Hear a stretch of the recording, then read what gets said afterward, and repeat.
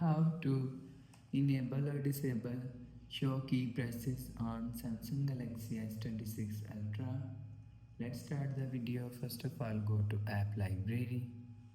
Here click on Settings App. Now in Settings, scroll down to and click on Developer option. After click on Developer option, scroll down and search show key passes from here. Scroll down.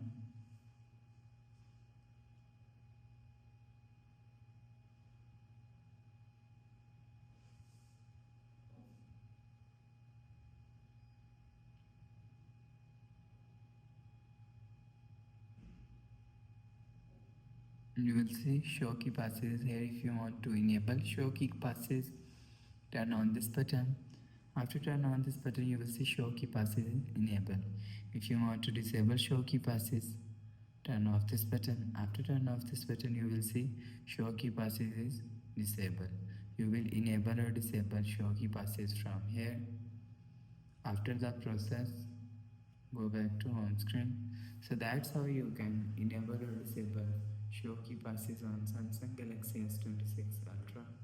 If you like the video, please subscribe. Thanks for watching.